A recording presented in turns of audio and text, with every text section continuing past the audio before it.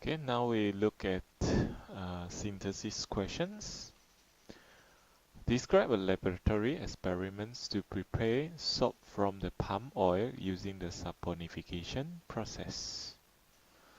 So first we look at the apparatus needed: measuring cylinder, beaker, spatula, glass rod, filter funnel, wire gauze, tripod stand, test tube, and Bunsen burner.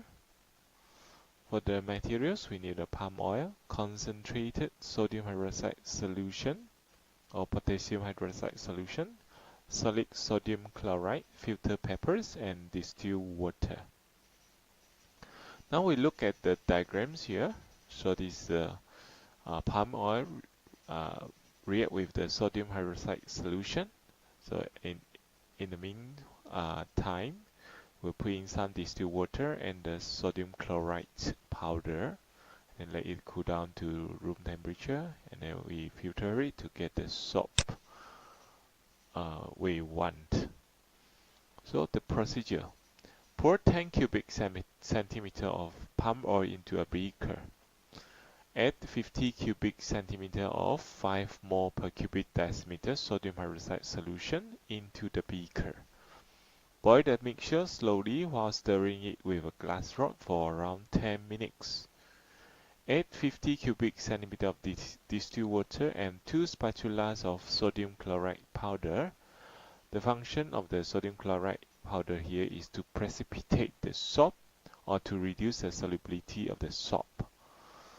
Next, boil the mixture for another 5 minutes. Let the mixture to cool down to room temperature. Then rinse the white solid with the distilled water and dry it between the filter peppers. So the white solid here actually is the soap. So in the discussion, the white solid produced will feel soapy when you touch with your fingers, and it will change the red lemon pepper to blue color. So it means it is alkaline. So as a conclusion, the soap is produced during the saponification reaction. There is a reaction between the palm oil with the sodium hydroxide solution. So next, describe a laboratory experiment to investigate the cleansing action of the soap and detergent in the hot water. So apparatus we need, very simple, is a glass rod and a beaker. And the material used is water, magnesium nitrate solution, soap, detergent, and 2 socks with grease. So I have a look on these diagrams. So one we put in the soap, another one we put in the detergent into the basin with the stocking with the grease with the hot water.